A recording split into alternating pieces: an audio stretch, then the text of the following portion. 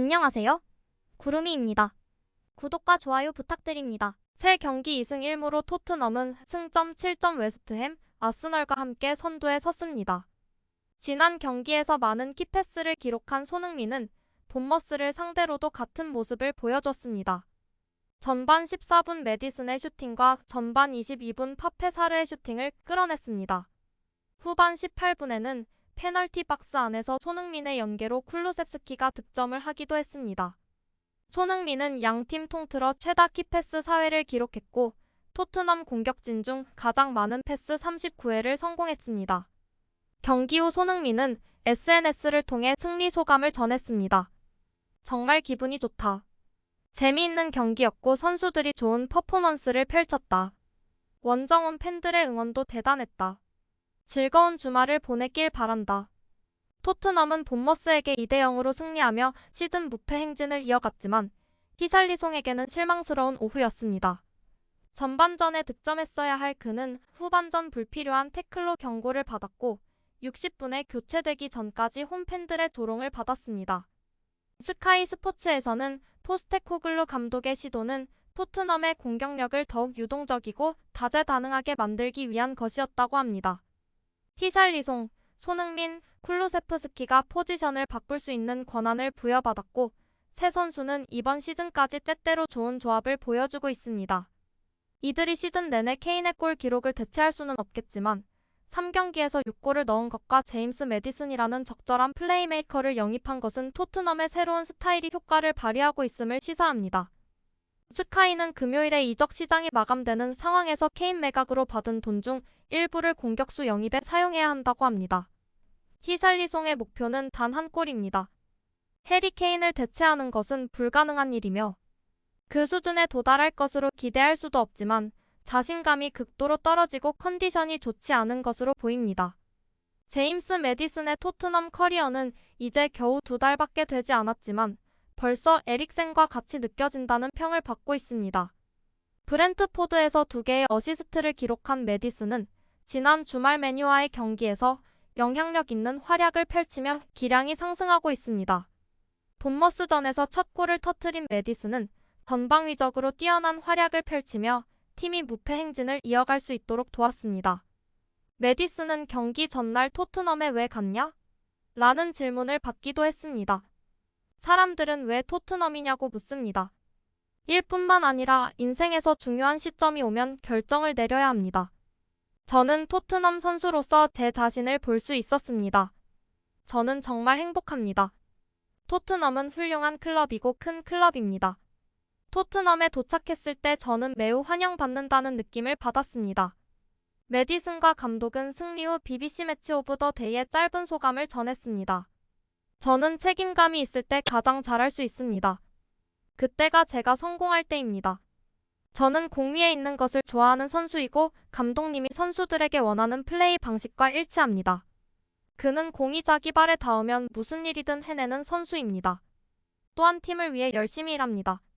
그는 그런 면을 포용합니다. 정말 좋은 경기였다고 생각해요. 미키 반 데 벤은 프리미어리그는 분데스리가와는 완전히 다르다며 한순간도 방심해서는 안 된다고 말했습니다. 예상을 뛰어넘는 활약을 펼치고 있는 반 데 벤은 비아플레이와의 인터뷰에서 영국 축구를 처음 접한 소감을 밝혔습니다. 페이스가 미쳤어요. 한순간도 집중할 수 없는 순간이 없고 매 순간 예리해야 합니다.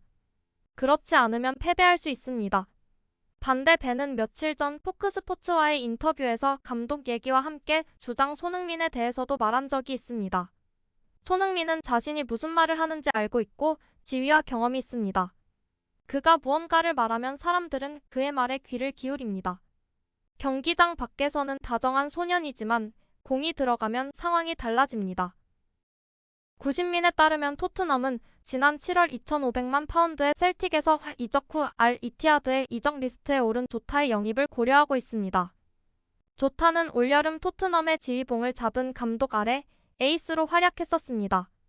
조타는 위험지역으로 돌진해 골을 터뜨릴 수 있을 뿐만 아니라 날렵한 패스로 라인을 무너뜨릴 수 있는 윙어입니다.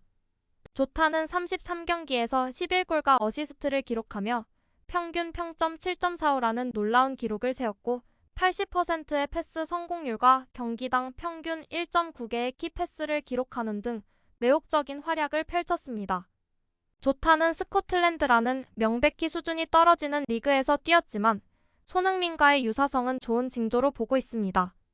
전 레인저스 감독이자 스코틀랜드의 알렉스 맥리시 감독이 계시라고 칭송한 조타는 파장을 일으키고 있으며 포스테코글루가 잘 알고 있는 선수입니다. 조타는 토트넘 감독 시스템에 바로 적응할 수 있을 뿐만 아니라 부진한 스타 히샬리송에게서 최고의 기량을 끌어낼 수 있는 선수입니다. 26살의 나이에 38경기에 출전해 3골 4도움을 기록하는 등 토트넘에서 히샬리송의 운명은 악화일로를 걷고 있습니다. 또한 이브닝 스탠다드의 댄 킬패트릭으로부터 형편없는 의사결정이라는 비판을 받았고 지난 시즌에는 앤드류 게프니로부터 이빨 없는 선수라는 낙인이 찍혔습니다.